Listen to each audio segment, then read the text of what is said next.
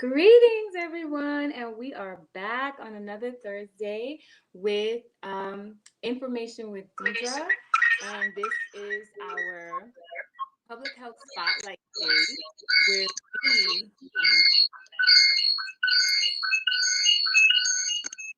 having a little bit of feedback. I think I took care of it. Where we are interviewing, we have another interviewee, Miss Caroline Davis. She is a youth and family advocate and educator. She is also the founder and CEO of her own business. So I'm going to turn it over to you, Caroline, so you can explain to the good people who you are. Thank you so much. Yeah, some information with Deidre here on a Thursday. Thank you so much for having me. Yeah. I am Miss Caroline, aka Miss Mighty Fine Caroline, and I'm excited to be here.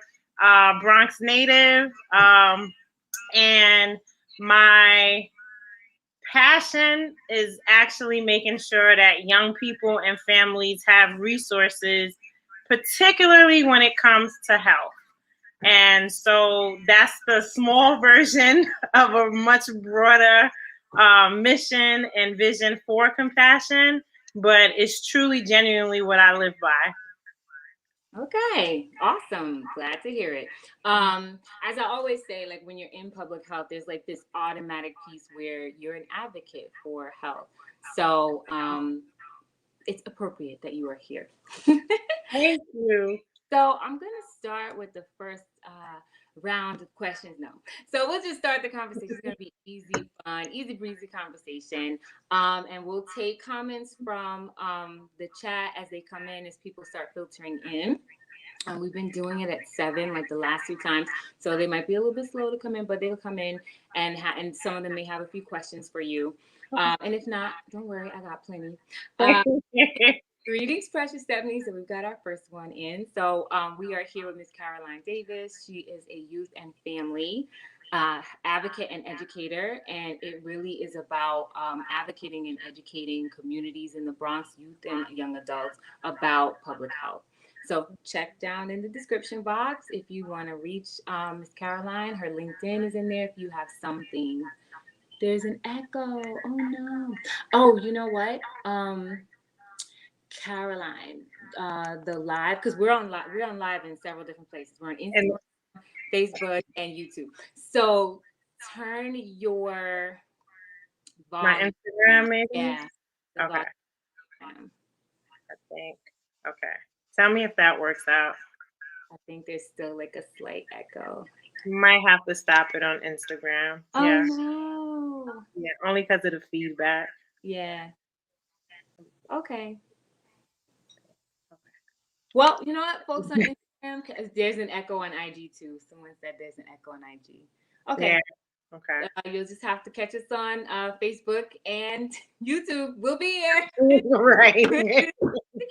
We try. Good evening, Vanetta. Thank you for joining us. Good evening. Peace and shalom. Much better. Okay, it was Instagram. Lights are baking me. So what do? You gave us a little bit of that, but we've had people kind of filter in from there. So what do you do and what is your profession? So give us a little detail. Absolutely. So I am the CEO and founder of Compassion. Our tagline is Come Pass It On, because the whole idea of the birth of Compassion was that many times, especially women of color, which I personally have experienced, we basically get into positions where we have senior leadership or we have exposure to things, but because it might not have been as easy or we feel somewhat intimidated, the resources are not shared, right? And I felt like this is like, what are we doing? you know, I've always been taught if you have, we have, right? And so I wanted compassion to begin to birth that in our young people, right? Especially with our Black and Brown youth, and particularly our young ladies, right? That there's no reason for any of us to be in competition. And tonight is an excellent example of that, right? I can't do what Deidre can do, right? And Deidre's a woman of her own, and Deidre can't necessarily do the things that I do, but when we come together, oh my goodness, right? There's a whole pot here, and we want to make sure that when we say come pass it on, it really means that you are genuinely wanting to pass on your resources, your information, whatever that wealth is that you have, and it doesn't always mean financially. And Right. part of that wealth builds you in a healthy, holistic manner, not just your body, your mind, your spirit, your sexuality, all of those things. When you're healthy holistically, there's no telling what can happen. So that's one part of compassion. And then what I hold dearly is that I am a professor at Lehman College in the health sciences department. And so, again, having the same mindset in a different forum, right? If I have information, if I have resources, I am to pour it into you. I don't know when my expiration date is, right? Yeah. So every moment, every day that I have a winking breath in me, that I'm able to pass on information, I want to make sure that I give you everything that you need so that you take the torch and keep it moving. Yeah. Yeah. Yeah, that's important, especially when you talk about. There's two things I wanted to. Why did I do that? Two things that I wanted to go over. You said holistic, and I think that's a really important concept and term to bring up, because a lot of the times when we talk about health, like it's very kind of segmented. Well, especially in public health, it's like very siloed. So in order to talk about health, you have to talk about like holism. It can't be like, well, we're just talking about mental health over here. We're what you eat over here. And sometimes those things go together, right? Like when we think about like different things that affect children, we learn that sometimes it's the things that they're eating, right? Like too much soda. What is that doing to the Yeah. sugar? But it does have an effect on brain. Right. So, holistic health is really important. And then the other part about talking about passing it on, very important, especially when you talk about the work that you do with young people. That is like the epitome, right, of passing it on. Like, so those of us who kind of been in this game for a while, like, and I don't even like to think about how long it's been sometimes, because I still remember when I started, I'm like, I was so fresh faced. And now I'm like, yeah, You still a young girl. Stop like it. a crazy old lady. A crazy old lady. But yes, passing it No. on to those coming behind us, because that's how you continue to spread education. Like very, truly, I think that, without information and education and passing it on, you really can't address health equity. You can't reach health equity, sorry. And necessarily get a chance to eliminate or reduce health disparities. And then where are we? We're just still at school. Mhm. So passing it on is really important. I'm gonna step over to the chat for a second. Okay. Greetings, Chief Yuya. Thank you for joining us. I'm just gonna have you go over your name again. We're interviewing Miss Caroline. Just say what you do really quickly again. Absolutely. My name is Miss Caroline. I'm CEO, founder of Compassion, and I'm all about youth and family advocacy for Black and Brown folks, making sure that we don't just address physical health, but the holistic health of individuals. hmm Okay, so and Caroline, we talked before, and I was like, yeah, this is really about helping those who are up and coming MPH students thinking about getting their MPH, or maybe you're about to graduate and you're trying to figure out what job can I do. So really, this segment, this series, that's the word I was looking for earlier. This series, Information with Deidre, is like a spin-off of I do Information with Deidre on Tuesdays. But one of the shows was really focusing on all the different career options and areas underneath public health. And so it was suggested to me by one of my family members, like, you should do something that highlights all of those positions. Like, so public health career spotlight was birthed. So, um, so moving to like the next question. So this is why I have, so many people like come on the show, and we'll have so many more. Is about like thinking about what public health field it covers. Now, again, like we've had several people on the show, and not everybody necessarily has an MPH, but that's okay, because the point is to show you the job that you can do with an MPH. Because, and I'll say it again, I always say it, you check out deidrestelly.com and go to the blog post about public health careers. It talks about how there are many things that cross over. So there's dual degrees, there's degrees and or positions that you'll get because you're highly specialized. So we've had a CEO join us, a nurse, an EMR consultant, and all of these are positions that you can have with an MPH degree. And so is being a youth advocate and a family advocate and an educator, right? So because when we're talking about that type of work within public health, that's community health, right? When we're addressing the community, members of the community, both young and older. Wow. Wow. So, what area? So normally I would ask, like, what area of public health that this covers, but it's not necessarily directly like public health field, but it is community health. So talk to us a little bit of how, and even using your position as an educator, as a teacher at Lehman, talk to us a little bit on how you contribute to the public health field through community health and community education on both those levels. Absolutely. The first thing that comes to my mind currently, my company Compassion, we're a consultant for Memorial Sloan Kettering and CUNY School of Medicine. We are consulting to basically bring in the community to participate in focus groups. And to anyone that's in the 5 boroughs in New York City, you can tag me if you're interested. You do give gift cards for participating. But that's how we are actually involved in the community. The researchers are just that, right? So they don't have the actual outreach mechanism, so to speak, to know what might attract the community and to trust them to do research at such a time as this, right? In the midst of a pandemic. So I'm almost, myself and my team, we're the mouthpiece to say, hey, look, this research is being done by us, for us. And I can literally live up to that because the researchers are Black and brown. They're women. And they want to hear the voices of us, and they get it. This is not someone coming into our communities or just, wanting to get $1 to hear our voice.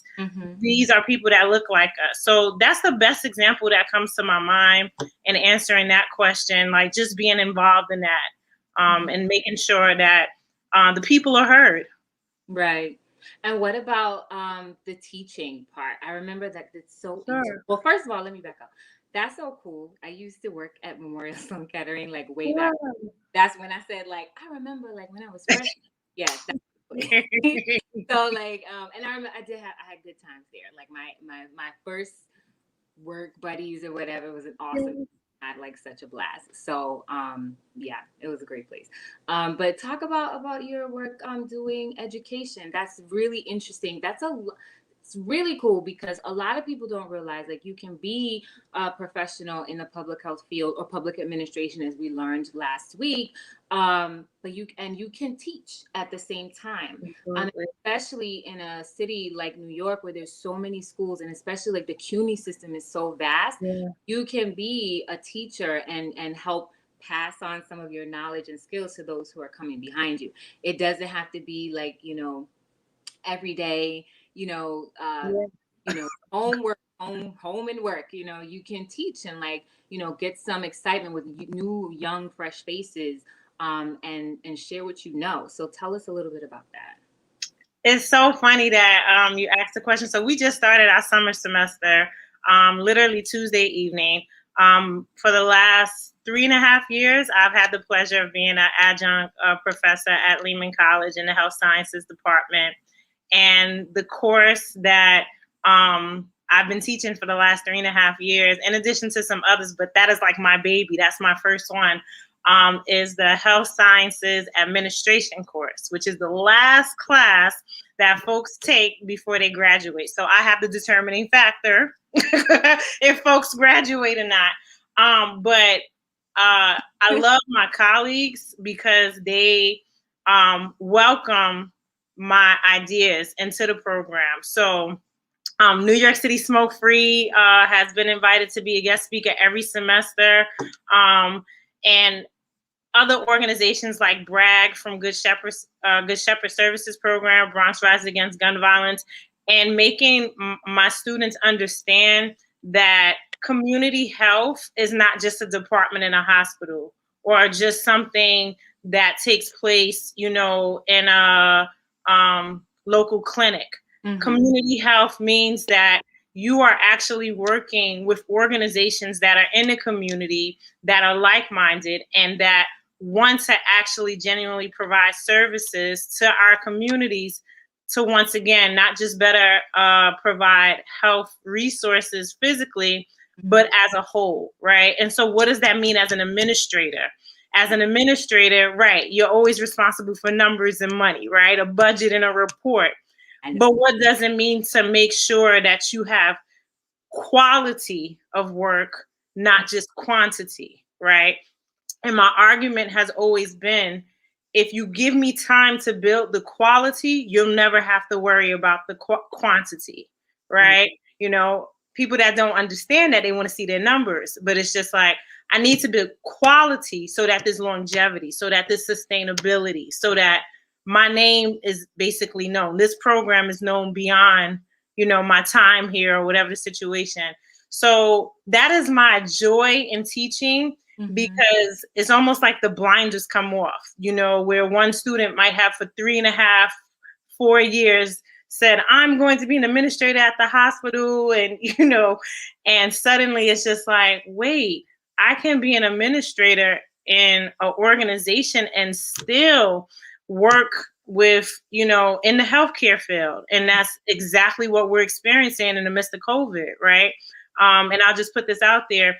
My students look for jobs, right? They're required to have an internship. By the way, if anybody has internships, they're still looking. They require 180 hours. So you can hit me up if you are interested. It's over the summer. Right. You need some students for the summer. I'm just saying. But or can it be like small business? Say it again. Does it have to be a nonprofit or can it be small business? It can be nonprofits as long as it fulfills their health sciences. It ties in to the administrator. So we're open. I have some students that they're like, help, professor. So it's my plug. What's the age range? My college students are anywhere from 20 sometimes to 50. I had a student that was 65 and she kept in touch. She just got her master's this semester. I was so excited for her. So yeah, the age ranges, especially for this particular class, even their experiences. I have some students that have been in the healthcare field for 20, 25 years, but they just never had the time to focus on themselves and get their degree because they were balancing family or, life happened, basically. Yeah. And then I have the others that are still living at home and you just want to be like, my precious child. You don't know yet what you're walking into, But long story short, teaching has definitely been a blessing because I shouldn't say many, I believe my colleagues get it, but what's missed, I feel, in the education field is that you have to walk in saying that although I'm the professor, I'm going to learn from this group of students. And every semester never fails. I learn something or I see something different, which allows me to pass it on to the next semester, right? Yeah. We have a question from the chat, but really quickly, what's the age range for the internship specifically? So the internship is, those are actual students that are at Lehman. So they have to be, right. So the internship is based on the classes of the students. So they range from 20 to 60. Right. However, if you are looking for interns, excuse me, again, Bragg is looking to place some young people. They're actually paying them. So it would be quote unquote free labor. Those young people are ages 16 to 21. So I can definitely connect if you're looking for young people to come in and be interns and not necessarily the healthcare administration Okay. student. And I thought you were talking about, if people need internships, if anybody's in the chat and you have, funds for intern, great. If you may not have funds, like there are a lot of organizations that don't, but Bragg has and that's the Bronx Rising Against Gun Violence. You Um, gotta go. they are they have funds to pay interns ages 16 to 24. So for that one, do you have to be any sort of nonprofit? Can you just be like a small business, a proprietorship, or anything? That is correct. I believe they're trying to place at least 1 to 2 young people in each of the sites, and there's no criteria except you might have to just fill out an agreement of whether that young person is going to be working remotely or hybrid, and hybrid meaning remote and face to face, or strictly face to face. That just needs to be clarified, and you have them for 6 weeks. Okay, that's awesome. So Mm-hmm. to the chat, we have a question. So, this is from Chief Yuya. Greetings, Miss Caroline. When you say holistic health, what are the areas that addresses within the family unit? Thank you. The biggest one, communication, right? And laying out, when I say holistic health, really talking about holistic health financially, right? Spiritually, mentally, sexually, and I said spiritually already. I said financially, physically, right? I said physically, right? I might have said it, Right. but definitely, that's what I'm talking about holistically. I know there are other definitions of holistic, but when I'm talking about holistic health, I'm specifically saying we can't have real and raw conversation about your health, right? And how you're going to possibly heal your health if you're about to be evicted, mm-hmm. right? Because that's already your mental health. How could I forget that, right? That's the other one. I knew it was a fifth one. I did? Okay. Yeah. Sorry, guys. It's been a day. But we often in healthcare sometimes we're so focused on the physical healing of people that we haven't addressed, well, what's the mental health that's going on? What's the financial health of this situation, right? What's the sexual health of this person, right? Could they be someone that's struggling because they, are living in a closet life because they haven't come out, with their sexuality because of their family? Or is it, spiritual health? They want to practice one thing, but they've been taught to do something else. All of these things influence your physical health, right? And we don't necessarily communicate that. I've shared with Deidre, and I'm okay with sharing with other people because I hope that it heal other people. I have fibroids, right? And so the conversation about fibroids, especially when it comes to Black women, is immediately, oh, we have to do surgery, right? And I'm like, right? Can somebody break it down? Can we try another way? I'm not against surgery, but that needs, for me personally, it has to be the absolute last option. So what can I do naturally? What is taking place? Is there stress, that's adding on, that's causing these fibroids to be grapefruit sizes?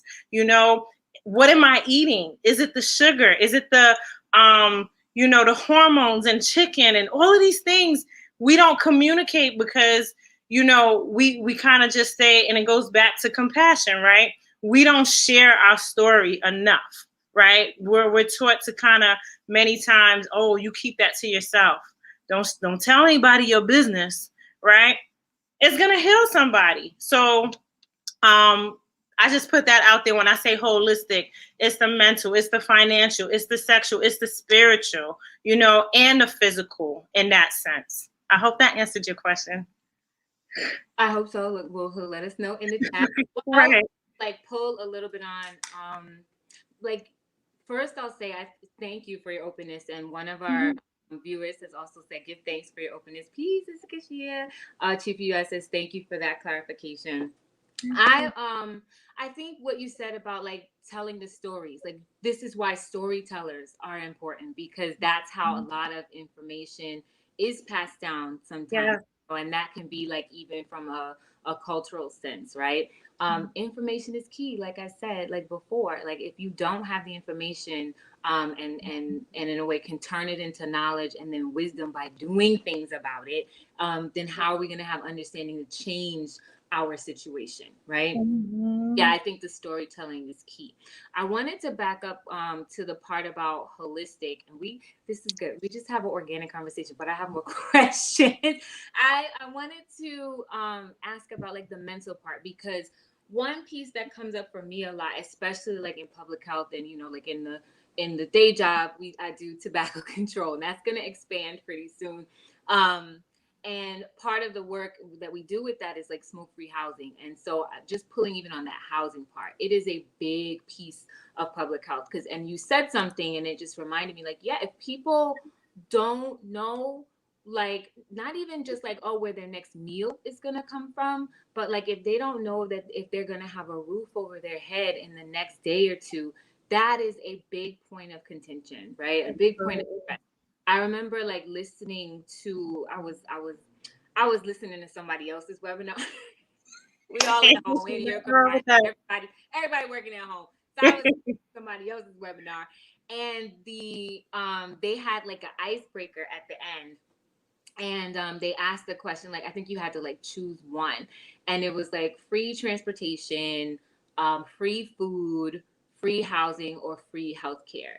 And for me, I was just like free housing, right? Because that number one takes away the stress. And somebody else could say something else, but I just thought housing was, because you don't have the stress of, where am I going to lay my head? And also if it's free, that money can be used to, spend more on like getting healthier foods, because let's be honest, healthier foods sometimes tend to be a little bit more expensive. But then we had to, check out the information with Deidre from Tuesday, where we talked about food and nutrition and things that you can do to eat healthier and find ways to, get economically, economically great food and nutrition. Um, so yeah, I think like housing is a big piece, especially like when we're talking about like tobacco and housing. It's like if most people, not just New York City, but a lot of different cities, a lot of major cities where people live stacked on top of each other. We live vertical, right? In apartment buildings, like everybody's just packed down on top of each other, like buildings are sky high, you know. When you have that kind of like movement, and most of those places, people are what we call rent burdened. They can't pick up, move. We already know that people are spending way beyond the recommended 30%. And honestly, I'll be honest, I don't even know where that number came from. Recommended 30% on housing or rent or whatever. So a lot of people can't just pick up and go because their neighbors. So like when we talk about holism and health and being holistic, it encompasses all those things. And a lot of the times we have to spend a lot of time with sometimes some tenants like explaining, like, we understand the, like nobody wants to live in a nanny state. And the truth is, when you do legislate, when you create policies one place, you're giving up freedoms to do something in another. Like that's the reality of it, right? At the same time, we have to be mindful of, this is why community is very important, and knowing who our community members are, because we're in spaces where everybody doesn't share the same culture, or at least like-minded when it comes to health. We run into these situations where people are living in places that are not necessarily healthy. So when it comes to somebody smoking, I can't move because I don't have enough money to move. Right. I don't have that relationship with my neighbor to ask them to stop. The only recourse we have is if we're able to do things in the building and change leases and talk to the landlord or whoever. That's the only thing that we can do to give it teeth. Other than that, if I'm living in a place that's rent regulated, we have to have a really good relationship amongst all the neighbors and tenants in the building in order to make something like that work. So that takes me back to like community is key. Like Mm-hmm. they always talk about like New York City being a melting pot. It's more like a salad bowl. I like that. Salad, tomatoes That's is good. tomatoes, lettuce is lettuce, and what they don't say is like at the end of the day, everybody goes to their individual neighborhood. That's Real. good. Mm-hmm. So, but yeah, so yeah, I think like the housing piece, because it touches so much economics, mental health, and the I said the economics, okay, financial and mental. So, all right, so moving on. Powerful. What was your pathway to get to where you are? So basically, take us from Caroline in college in your tertiary education up until you can make it short if you want. Don't judge me. Let me put that out there, right?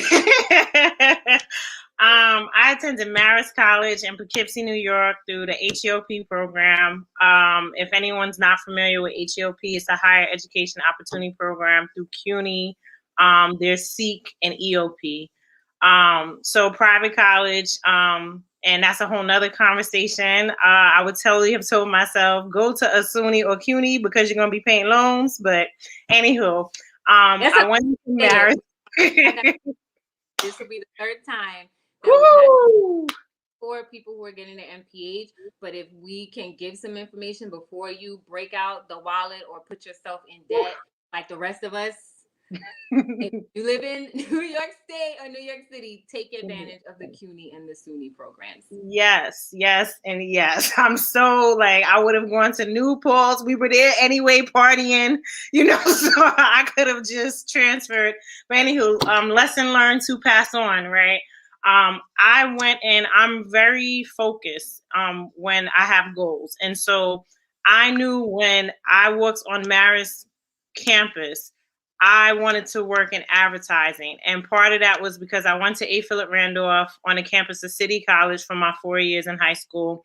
And Uniworld, which was owned by a Black man, was the largest advertising company at that time. And I said, that's what I want to do. I want to be in that organization. I want to do that. So while my friends were figuring out what they wanted to do, I was like, advertising. Till my third year, my junior year in Marist, we came from upstate Poughkeepsie down to FIT advertising seminar. And this woman, I can't remember her name, but she made this speech about how she's had all these, awards and positions, and she was divorced twice, and she didn't have kids, and her job was. I was like, oh no, this is not the career for me, right? Literally had that moment, I don't want to do this anymore.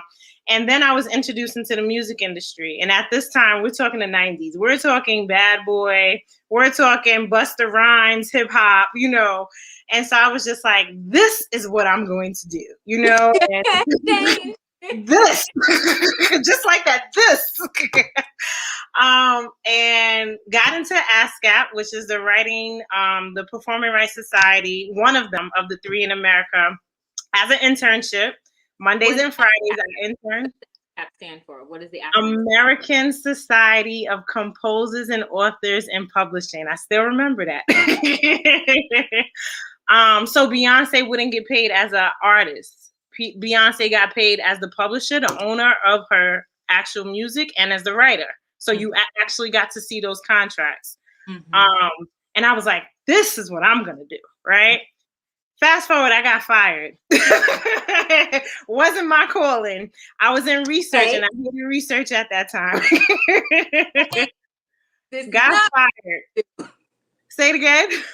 Not what you're going to do. Right. I'm still living in my mama house, trying to get out. Devastated because this is 20-year-old Caroline. You don't fail. Caroline D. Davis, she doesn't fail, right? But here I am signing up for unemployment.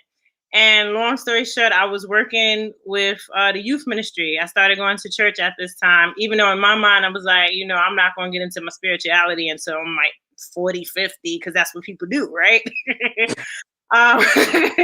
You do all your sin. Right. And then you have a come to Jesus moment, right? But that wasn't God's plan. But long story short, being fired is what led me to youth work, period. Hands down. My first job was with Sobro. This was 20 years ago, and the rest is history. Sobro opened the doors, and Sobro was still on 149th and 3rd Avenue, the hub. Yep. Mhm. They weren't there at that time. They were over KFC. That's a whole nother book. That's another interview. But the opportunity that was given to me in Sobro, and shockingly enough, a month into that job, I would meet Anthony Ramirez II, who is now the co-owner of the Bronx Beer Hall. Right. Mhm. And to this day, that's like my brother, his family, everything. His dad is like my second dad, mom, all of that. And the things that were instilled in us in that job about community, the things that we witnessed as young people, and I think that's another reason why we looked like teenagers, and we were disrespected because of our age and because we were young, right? Not knowing the powerhouses that we were. He graduated from Columbia, but to many people, he was just this Puerto Rican kid. That was a smart aleck, because I was the more calm, let's work this out, people, type of thing. So that was where Maris led me to Sobro.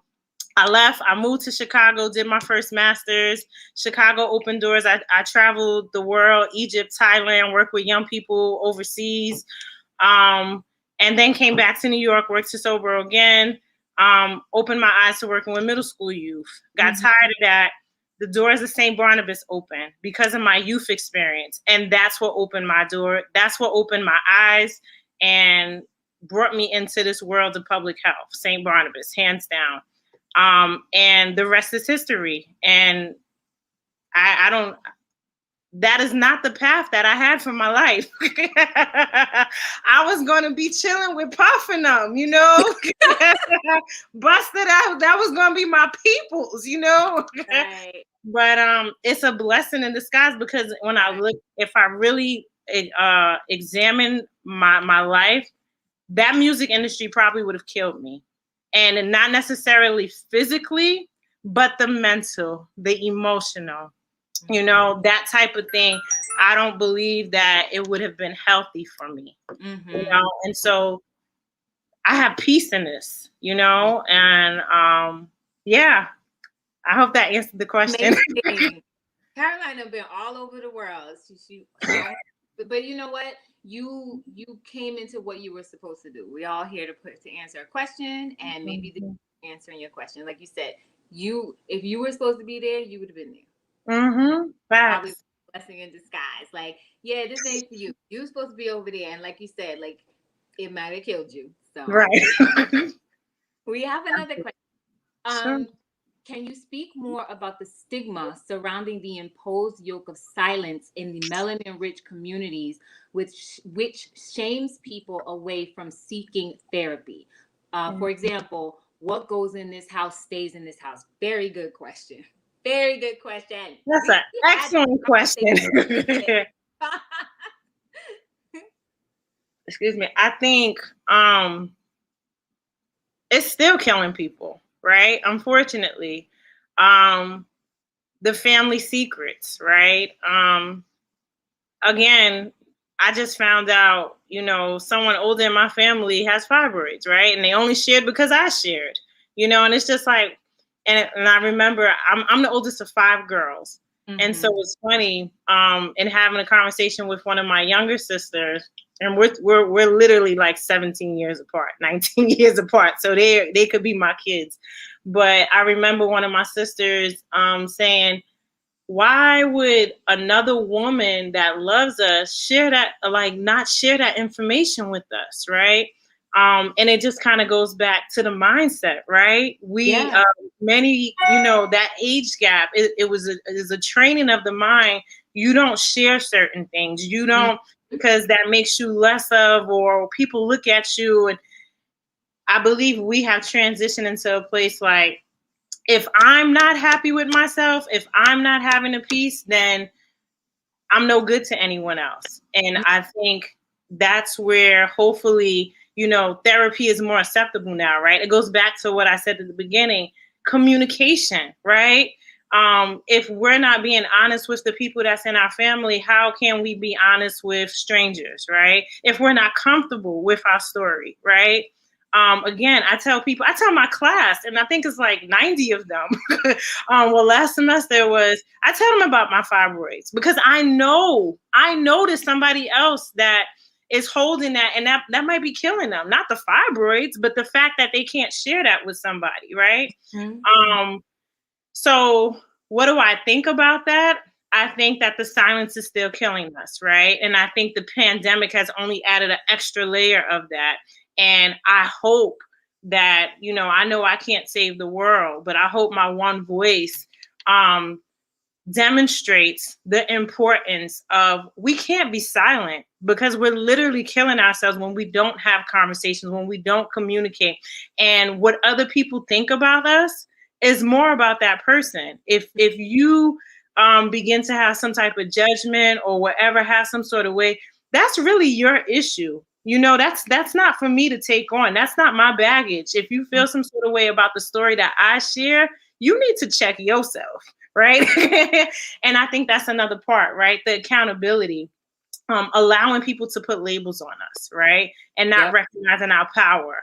And it's just like, I'm going to put this story out there real quick.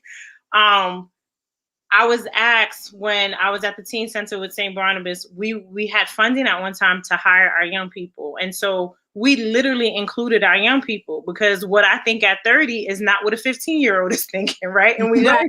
I learned that the hard way.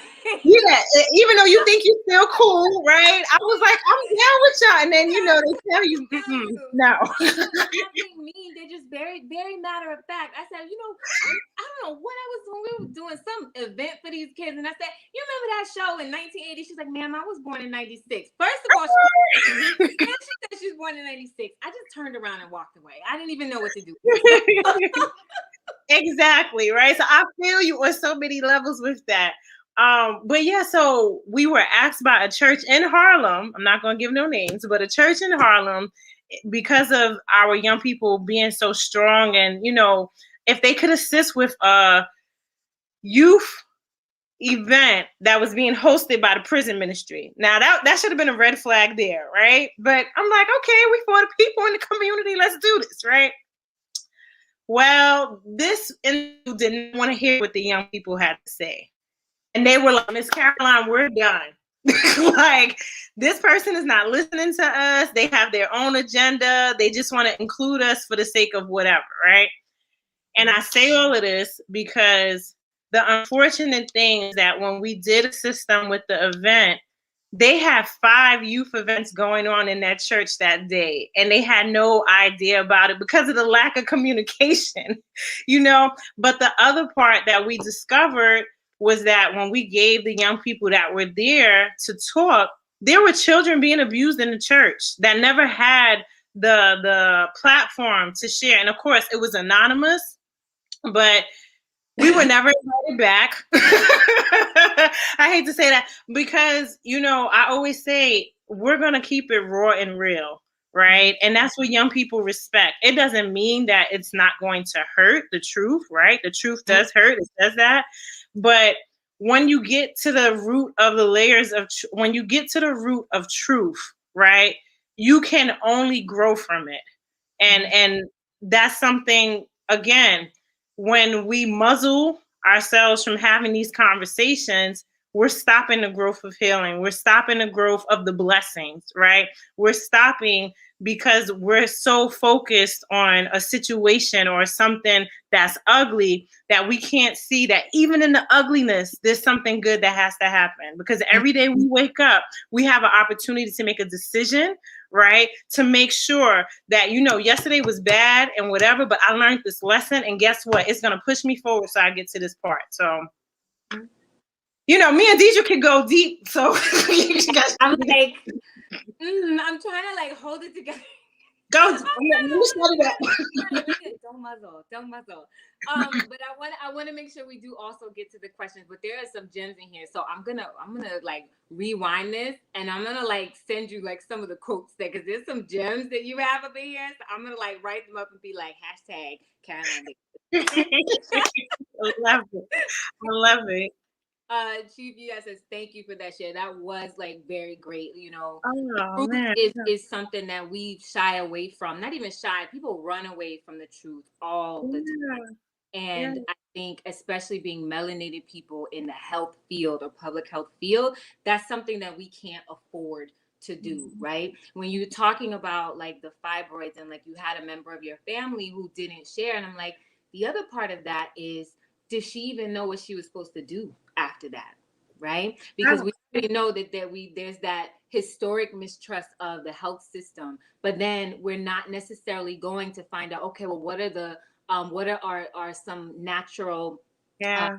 homeopathic doctors? What are the natural remedies that we can go use? They'll go and they may get the information and they just sit on it. Or how many Mhm. times have you heard like people don't go and check out what's happening because they were scared about what news it might have been? Absolutely. So And that's that muzzling, that's that silence. Um, definitely. we have another question because she says, "How do you balance your emotional well-being when doing this work?" Um, Mm. I'm gonna I guess that it's the community work, right? 'Cause Mhm. there's a 20-second delay when you I, hear that woo! part. It's a lot of laughter. As you can see, I like to have fun, right? There's nothing traditional about me. Yeah, I like my pearls, but don't let it fool you, right? um, the emotional balance is being truthful, right? Is really saying, I could tell, I make sure every semester I set a rapport with my students where it's like, check this out, today I'm having a bad day.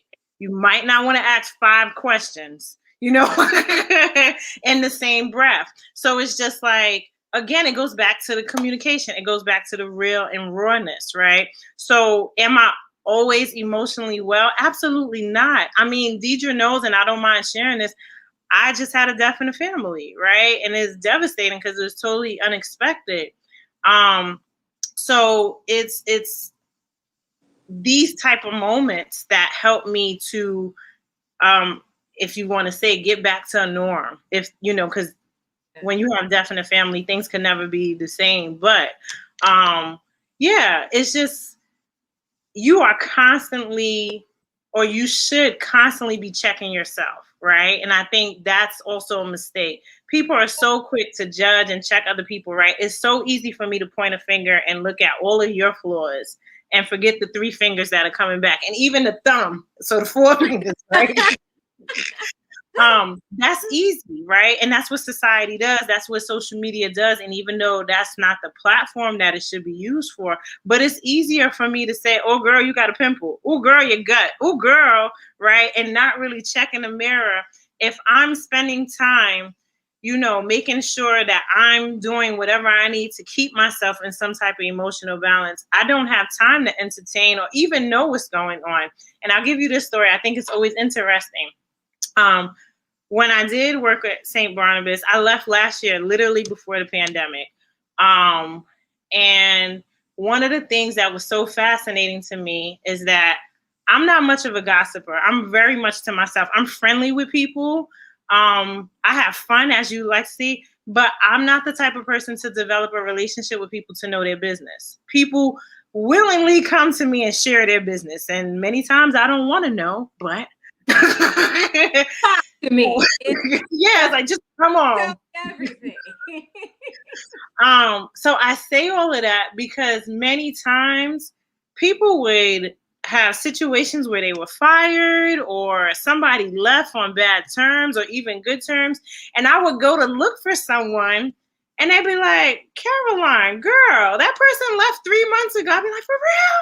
I could have sworn I had an email from them, because I'm so caught up in what I need to get done, right? And it's not to be disrespectful to other people, but I'm Oh. focused, right? If Mhm. I want to outreach to the community, that's my goal. That's what I'm doing. I'm not so concerned about, do you see her shoes? Oh, girl. Or why? Why? Mhm. Um, yeah, It's so. bonding Mhm. over trauma or drama. Hmm. Facts, Yeah, facts. bonding over trauma, and a lot of the times we don't like to admit it. Okay. Melanated women do that a lot. Mm-hmm. For trauma, Mm-hmm. no, And when you're handling your business, you ain't got no time for that. Facts. And then, like you said, like I'll be like, I learned so and so left. I'm like, you same thing, like they did, because I'm like this. Tunnel vision, I yeah. have my own demons and things that I'm like wrestling with, to try to make sure that the train keeps moving. We can't be Absolutely. derailed for trauma. And if there is like trauma, this is where I'm gonna go back to the community piece. It's like, Mhm. then we have to be emotionally mature enough for somebody to tell us, like, oh, maybe sometimes it is like, oh, you gained a little weight. Maybe you need to do Mhm. this. If it's from someone from a place of love. But a lot of the times, it's not coming from there. So we have to really check Hi. a lot of Hi. So the true. community health part. And then we have to sit and think, are we really in communities, or we just live next to a lot of people? How often do we really know our neighbors? Are we sharing the same values, which is a big thing? A lot of the times you just got a bunch of people living in the same neighborhoods, but they don't necessarily share the same values. Preach. That's why, go back to the question that you had about, like, what goes on in this house stays in this house. That's why that is perpetuated, because Absolutely. you don't have any sense of community or love between one another. That's why. Mhm. That's real. I see another question in chat, but I just want to piggyback on that. And I just shared this with some family. We were in conversation.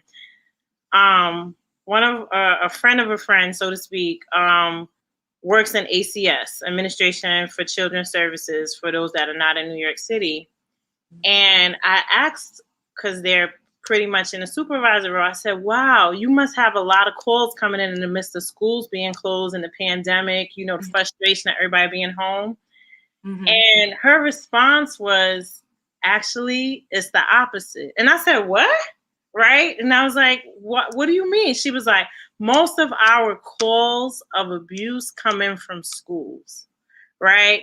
And that, like, my heart hit my stomach, because it made me begin to think, like, whoa, it goes back to that silence, right? And how it has filtered in our communities, that people can know that people are being abused, especially children or seniors, Mm-hmm. right?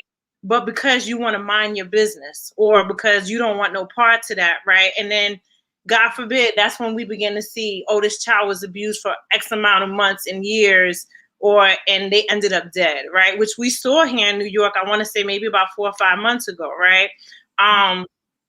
That is one of the most harmful things, right? Again, it just kind of goes back to silence leads to death. And Mm-hmm. that can either be a death, again, emotionally, mentally, or literally physically dead, But I never thought about the school system being that vessel for kids that can't speak for themselves, Just something to kind of think about. Mm-hmm. I wanted to ask you something, because there's another piece of that. Like, let's hit all the truisms. The I don't want to say nothing. I don't want no parts of that. Because we know, like, in schools, maybe I don't know, and you tell me, like, if most of the reports are coming from schools, is because those are places where you have mandated reporters. So, like, when you're, True. especially public school, like, the staff is mandated to report when they That is see true.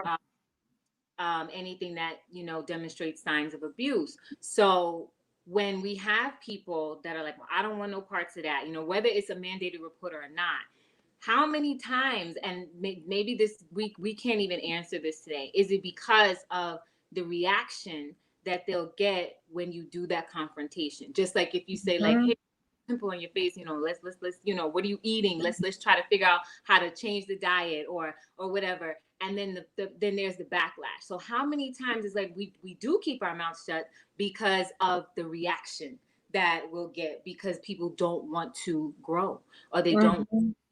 you know so yeah, we may not That be. is so real. No, that is so real, because one of my friends is a social worker, the only social worker in a middle school that has seen so much trauma here in the Bronx. And she just shared with me, literally, like last week. You must have been in our business, Deidre, and I'm like, but she literally I said, got antennas up on buildings. you know, she literally said to me, one of her students that's graduating, the parents are so connected with her now, right? But she at the beginning of their quote unquote relationship, she had to call ACS on them because she saw things in the child, and it wasn't necessarily physical, abuse is a mark, but how the child was acting and the things that the child would say, that there was some type of emotional abuse, not necessarily physical. And so the mother was so angry with her, right? And then fast forward 5-6 years later, they have a bond like this because the mom was actually able to get help. So that's a far success story. But that social worker also is a no nonsense person. So it does go back to the personality of people, right? Like, I'm here, I signed up as a social worker, I'm going to do my job. I don't care if you curse me out, right? And that's the attitude sometimes that's missing, right? I Yeah. don't care if I'm blackballed or people don't talk to me or I get cursed out walking down the block, right? Or I might get threatened by the other family members that think I try to divide the family by calling ACS or whatever. Yeah, there's a sense of leadership in that, unfortunately, right? So that's really good. No, I do agree. You have to think about all of that. And here's another piece. At Mhm. what point do we get to the space where we have um, advocates and social workers like your friend and colleague who don't have to go to outside sources like an ACS and have strangers, Yeah, which is a lot of the times what does happen, ripping families apart, but we can handle that within our own communities and Mhm. check one another and see Mhm. that change. And it's awesome that they have that. But the other thing that comes with that is that names are now in the system, right? And so we want to make sure that we're not having a lot of that, because once a name in this is in the system, it doesn't Right. Yeah. become a statistic like that. I think it really does go back to what we're doing right now, right? Many of single parents, again, they have their tunnel vision. I need to make sure my kids are safe. I need to make sure there's food on the table. I need to make sure the bills are paid. I don't have time for this little webinar, right? And I've heard that said to me, like, Miss Caroline, really? How much time is in a day? Like, really, what is that going to do? And then the flip side is like, all right, can you give me 10 minutes? And then that 10 minutes becomes 20 minutes or 30 minutes. It really goes back to the you and I, right? Where we meet them where they're at. Um, Something that I thought was just amazing. It's a few things. Now, again, I'm obviously an advocate of Good Shepherd Services, right? And their programming. Monterey Community Center, which is in Monterey projects of the Bronx. One of the most fascinating things that I ever saw done was that they would have monthly bingo games, right? Prior to the pandemic. And what they would give as prizes was toilet tissue, paper towels, laundry detergent, Okay. right? And I'm just like, like Right. an emoji, right?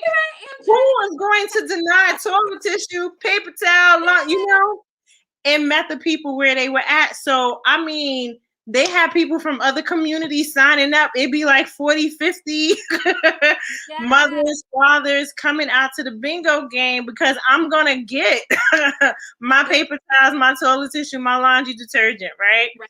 That was Wow. Monterey and bingo. Most recently with Bragg, as they give their young people gift cards, they began to give their young people laundry cards. Right. Right? We're talking about at-risk youth, right? That Yeah. might not have the resources, and we're talking Mhm. about still being in the midst of a pandemic. These are things where it's just like, once again, this is why you have to communicate and be involved with the community, because the very thing that totally is just like right in your face, right? You miss it. You do. There's And no we are. degree. There's nothing in school that's going to teach you that. It's basically having the communication and the relationship. Yes. Yes. So And it's so crazy how much sometimes I don't know if you're on here, Vanetta. Take notes. Vanetta's one of my take notes, because I'm like, we're always like, okay, we need Metro cards and how many, and those are great. Those are the things that we do. We are in New York City, and a lot of the kids that we work with are underserved. I had to I came to like the realization like a couple of years ago, like some of the kids that we started work with, some of them are homeless. Some of yeah, them are So we have to be really intelligent about some of the gear and the promo items. And, right now, like, yeah, we're giving them stuff that kids want, but that's a really smart idea. For larger community work, like giving things that are practical for the home that lightens up the bill on groceries and things like that. That is Mhm. very good idea. The Yeah. information we do live. Yeah. We are like actually answering the questions through like just organic conversation. So we'll just keep going. I'm gonna just Awesome. Sequoia piece. Emma Sequoia, let me actually acknowledge like all the people that came over in the chat really quickly. Yes. So Yes. peace, Sister Kashia. I don't know if Shakai is still on, but peace, My sister. sister. Okay. Oh, great, great, great. One of my sisters. I'm saying, I'm like, tell your friends, tell your kids, tell your husband, tell your wife, tell everybody around here. Quindy, greetings. Sister Sherla, greetings. And I think Aquia, peace. Okay, so Sister Sequoia, Ima means mother in Hebrew. She says, "Peace, Caroline. I was wondering if you can speak to some of the methods you may use to teach the youth how to advocate for themselves." Absolutely. Again, Bragg is my baby. And it's been about maybe 5 years that I've had the luxury of. Hi, Shakai. That's my first baby sister. I see her. Oh, Sorry, give her a shout out. I saw her. um, but to Sequoia's question, it's been almost about 5 years that I've been doing consulting work with Bragg. Bragg, although it stands for Bronx Rise Against Gun Violence, many of the young people are at risk, have been exposed to some type of gun violence situation, gangs, street life, some even at Rikers, whatever the situation, at risk, right, and underserved, exposed to things that some of us probably could never survive, right? So it goes back to having that honest, real, and raw relationship, and that doesn't come overnight, right? Being able to ask them questions and accept the answer, right? We're to a place now that we're 5 years deep, when we have conversations every Wednesday night, they can curse. I'm not offended. That's how you talk. Then get it out, because I need you to get it out in this space so that I'm not going to Rikers or whatever the situation. If this hour you need to curse and vent or whatever, this is where I need you to do that. Because when you go to your interview tomorrow morning, if the guy doesn't shake your hand, and of course now it's different virtually and stuff, I need you not to be in your feelings about that. So so many of the things, yeah, many of the things that we're talking about now is really what I apply and meet them where they're at, right? And again, it's asking questions, because I cannot assume what a young Black and brown young man has just encountered. So last night, because today's Thursday, we had a Black lawyer that grew up in St. Mary's Projects, right, talk about what you should do when you're stopped by the police, period, right? And he laid out what type of police. I can't give that presentation. But once again, it goes back to actually it was the supervisor of Bragg that had that contact, like, yeah, we want to bring him in. And so again, the resources, the communication, what's taking place right now? How do I help you get through this season of your life, right? Where you might get stopped more frequently by the police. How do I tell you that, well, we do two things, because again, I'm raw and real, right? You can wear your hoodie and your jeans, but understand that to someone else that's offensive. Regardless of how we paint the picture, yes, you have freedom, this and the other, but the reality of the situation is that if you go into a different neighborhood, this is what's going to happen, right? Say it again. The people back. Say it again. Yeah. It was like the reality of the situation, right? And I can say this because as a Black woman that's 5'11", I have walked in places with my degrees. Nobody knows that I'm a professor, in my hoodie and my Timbs, and I've been followed, right? Because I fit the description. They don't know I'm Professor Caroline. They could care less. That's the reality, right? And so the mindset of, this is how I need to be interacting. This is how I need to speak in this certain environment. I might want to fold my hands because as a larger Black woman, it might be offensive to someone, right?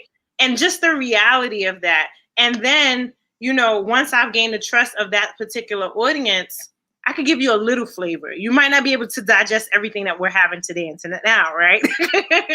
But really just being raw and real. Another, I guess you can say, method or meeting them where they're at. Again, we have real conversation. I did a hike before the pandemic when we had face-to-face workshops. They were pissed off with me. It was because it's mostly boys. It's probably usually like maybe 4 or 5 girls. But we had to have a discussion about hygiene. How are you soaping up your washcloth? Let's talk about this, because when I walk in here, it does not smell fresh and clean like Dial or Irish Springs or whatever, or even the shea butter, right? So let's chop this up, because y'all quick to tell me how many bodies you smashing, and for those of you that don't speak that language, right? How many people they had sex with. We're quick to have those conversations, right? And yeah, miss, I wrapped it up. But what you wrapping up, is it fresh? Is it clean, right? Can we have that conversation, right? Because before we talk about you possibly having a sexually transmitted infection, you might have a bacteria infection because you didn't wash properly, right? And I was like, right? They were so mad at me, right? Because they were like, Miss, you're not really doing this, right? It was the funniest thing. If I ever make like an insecure type of program, that is going to be a feature. You're going to know that I told you about, right? But I literally bought in a bucket. I had water, I had soap, I had a washcloth. And I said, this is how you lather your washcloth, right? And then this was the biggest part, where the entire classroom went quiet. I say, you do this 3 times. You rinse out the washcloth, and they were, how everybody has that awkward, like, wait, I think I might do that once or twice, but you don't want to say nothing. Silence, right? Silence says a lot. This is why information and sharing those stories. Like, I just learned something today. But for young people, they're sweating, and so just kind of just like, oh, I need you to lather this washcloth, so we had that conversation. And then we even discussed, I love the Dollar Tree. I'm not ashamed of it. What are products that might fit your body type, and why it's okay for you to go to the doctor and ask questions, and even your rights at the doctor. If the doctor makes you feel uncomfortable, you have the right to take your health care elsewhere where you're comfortable, and you have the right to report them. So all of these things. So I hope that answers your question. I meet them where they're at. The conversations that I have with my at-risk young people are totally different. My sister, Shakai, that's on here, is the only one with children out of the 5 of us girls. That conversation's a little bit different with my nephews that are 8 and 2, but we still have a hygiene issue. We still, I think my nephew gave me a kiss the other day. I was like, ooh, your little chapped in the lips, boo, little chapped in the lips, like, so you understand that, but also to not take care of this melanated skin. But also, so it doesn't become something that's an uncomfortable conversation, right? If we're really talking about being raw and real, communicating, you need to be comfortable enough to tell me I'm funky. You tell me, girl. Tell me my breath is out or whatever, because I don't want strangers identifying me with that. That's a joke in my family. Like, we're kind of happy that we had the mask for a while, because there's some folks that didn't believe the hot breath ministry was taking place, I'm so done. But no, just I'm cracking jokes, but that's the way I am with the young people. It's just like, how you smashing people? How you having babies and you didn't wash? Help me understand that. What do you going to teach them? If you're not, wow, okay. Yeah, sorry, I probably took it to a whole nother place. Sorry, Deidre. But that is also part of public health. We're talking about, yes, you're absolutely right. Like, there are bacterial infections that you can get from being unclean. That's being unclean, Seriously. cleanliness is next to godliness, Come on. you know. I just want to add one more thing. Go I love ahead. this, and this is why it's so important to also have communication. I've always had a team, and one of my team, they were so raw and real, but I love them because they were on a whole nother level. If y'all think I'm bad, oh God.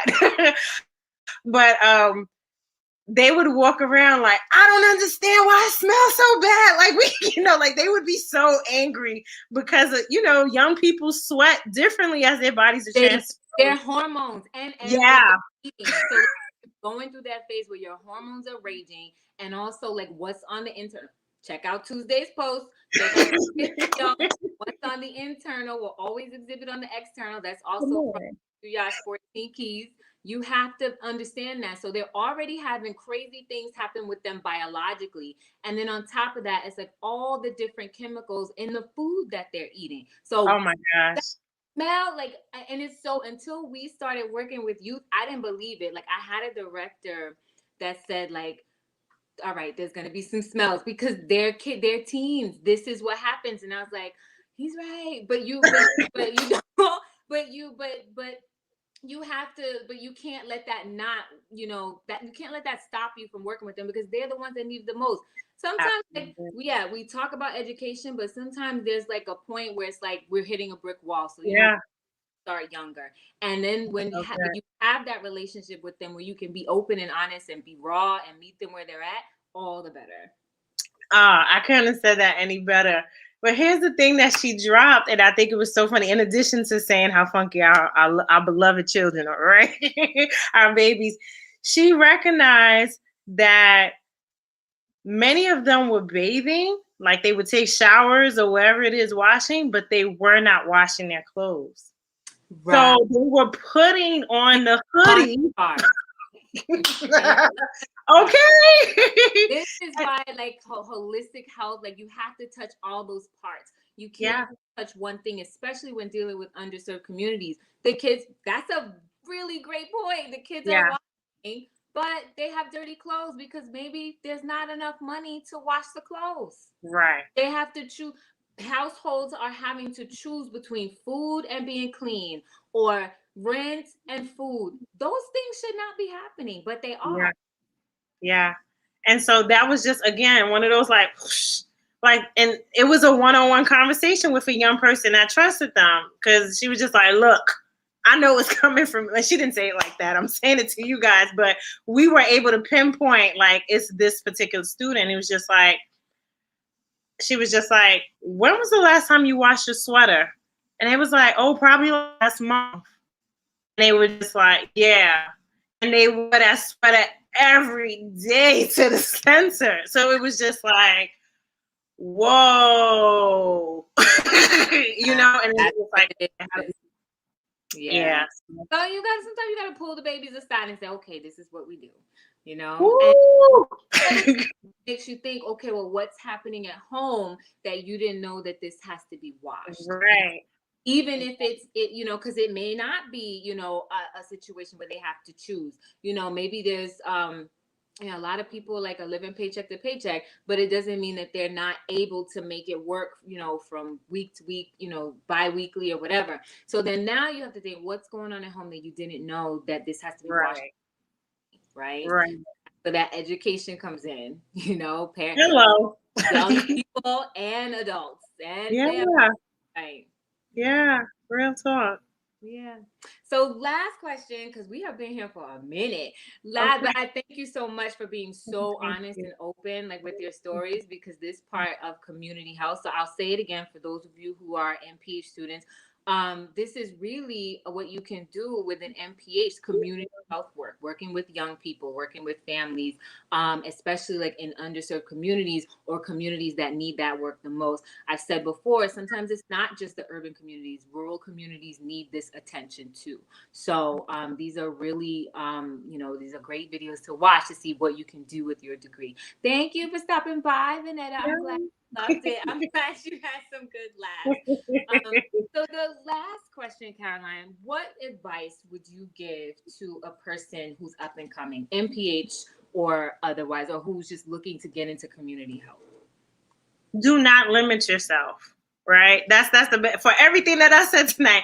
Do not limit yourself. Do not be so tunnel vision. I mean, we talk about tunnel vision on your goals, but don't be so stuck on I'm going to work here, I'm going to have this position, and I'm going to do this. Because when you do that, you might be missing out on opportunities that are surrounding you, right? And I gave you those examples, like it was working at Sobro that, opened the door to me working with youth, and then opened the doors to St. Barnabas. I never had a goal of working in healthcare, and especially not a hospital. I do not like needles. I do not like blood, So I didn't even realize or think about an administrative role, right? And I love that. I love being able to justify a grant that I'm spending in the community. I love being able to say, this is the money that we need for this program, and this is how we're going to spend it. And I can prove to you because we did X, Y, and Z. I love doing that type of stuff. But please don't send me to the ER or the ICU. Nelson, you can help me with some justification. Got you. and the tedious stuff. Oh my God. But I love it. I'll do it right, I'll email you in a few weeks when I'm doing year 3. Okay, I got you. But yeah, like I never knew that existed. And I actually took accounting in high school. So where other people don't like to play out the numbers, I'm like, what's my budget? What I got to do? Boom. I'm into the numbers. I could spend my own money, but I really like spending other people's money, And I love spending it when it's the city or the state and it's for our community and for our young people. So, like I think that's the key part of it. You don't want to limit where you see yourself because you might exclude yourself from the opportunities that it is, especially in the time, this pandemic is going to leave effects in the healthcare industry for the next 10 to 15 years. That's just a reality, unfortunately. Yeah. So there's always going to be jobs being developed that nobody thought about because the issues, especially in our communities, is going to continue. We don't know the impact that it has already made on our youth, right? And I'm talking about the youth that are 5, that are 10, that we don't know what that's going to look like in the next 5 to 10, 15 years. Right. And so that socialization at that in those beginning stages of life are crucial. Absolutely. We have now groups of children, like a whole generation that has been affected by like at-home learning and just being on the screen like this and not having like person-to-person contact, except for some people got stuck in the house with, for a whole year and a half, almost 2 years, because a lot of places are just now opening up. Right. I know, like, I'm not going physically back into the office until September. So for a lot of a year and a half, that's a long time to just be in the house. A long time. And then, I mean, just saying, I have to say this, things that I never thought about. Many of my friends are actual teachers in the Department of Education in New York City. There are kids logging in, and when we talk about how the home impacts, some of them had parents or grandparents die in the house, and they can't move anywhere. Right? Living in a space with like minimal square footage. You have it. Some houses in New York City, 3 and 4 generations in one home. Yeah. I had one of my colleagues again. All of the adults in that child's house passed away within 3 weeks during the peak of the pandemic last year. So we don't talk about those stories, right? And what does that do to a middle schooler? Many of us as adults can't handle death. But what does it mean when the people that you've seen every day for the last 10, 12, 15 years of your life, they're gone in 3 weeks, right? And then you have to decide, or the family has to decide, whether you're going to be put into foster care or you're going to actually live with a family member. And what does that transition look like in the midst of a pandemic? So these are things that we're going to see the trauma of it for at least at minimum 2 decades, right? Because it's something that we don't know. and we don't know how it's going to, impact us. And then the vaccine, that's a whole nother layer. What are going to be the actual side effects of that, right? And we got to be real about that. Like, Mhm. again, I tell people, and I'm very open, and I'll leave it with this. Many people know I haven't taken the vaccine. It's not because I don't want to, but once again, I said I have fibroids, right? And God willing, I'm looking to have children. There's not enough studies for me yet, as a Black woman who already might have challenges, right? As I said, medically, with having children in an older age. There's not enough studies showing what the vaccine might do to me in my fertility or how it might impact my fibroids. I'm trying to get rid of one thing at a time, Right. So all of these things, and it's like, I'm not, if that's what you do, that's your business. But I'm talking about for me, Right. But, And these things need to be shared. Accurate information is how we get rid of health disparities and how we create health equity. And if the information is like, a little bit here, a little bit there, that doesn't help anybody. You can do as many ad campaigns as you want, trying to get people to do things. But the truth is, not everybody's issue, and there are a lot of issues in underserved communities, have been studied in that way. So yeah. we very honest and have those conversations. And people can make informed decisions on whether they will, be vaccinated or not. Absolutely.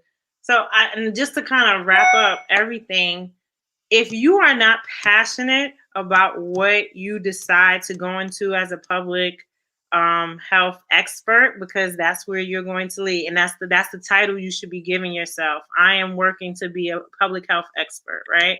Mhm. If you're not passionate about it, if it's about making dollars, scratch it off your list. There's enough of Yeah. people that do that, right? You really have to care about the community when you get into public health. And then when you care and have passion about whatever job that is, even but especially public health, the money comes with it. It might Mhm. not come right away, right? It, Because I'm here. It but won't. it comes, and I'll Um, just leave this out there, compassion just received from the Department of Health this past spring a $6,000 grant. Now, to some people, that's like, oh wow, but it literally goes back into the programming for young people, right. and $6,000 Right. can be blown in a month. Trust. One day. This is New York City. One day. All you need is an hour. An hour. Yeah. Fine. Like Real done. talk. But Go. it's possible, and you definitely, you can go anywhere once mastering public health in New York City. So, Hmm. um, So thank you so much, Caroline. This was such a great conversation. I'm so glad. So, once again, this is Caroline Davis. She is a youth and family advocate and an educator. She is a professor at Lehman College in the Bronx. And we just had a very lively and willingly fruitful for all of you watching, whether you're watching live or coming in later, conversation about community health and advocating for young people and families. So thank you so much. One last comment. Shakai says, our youth have gone through so much during this pandemic. It's unimaginable and unimaginable mentally, emotionally, physically, and spiritually. And we will leave it at that because that is the truth. So thank you so much for thank joining us. you. Caroline's LinkedIn information is in the description box below. This is information with Deidre Public Health Spotlights. If you are a public health a professional or expert, please feel free to email me at deidresully@gmail.com. If you are interested in doing an interview, or if you know someone who would be great to interview, you can email me at deidresully.com and I can reach out to them and get in touch with them. I'm very comfortable with cold calling. So with that, that is our show. We will see you next Tuesday. I don't know what I'm talking about. I had a lot of life changes. I had braces for like 2 years, so I think I want to tell that story and big up some dentists. So we'll probably have that discussion next strong. All right. So thank you so much and Oh, have a great evening. Thank you, Caroline. thank you so much.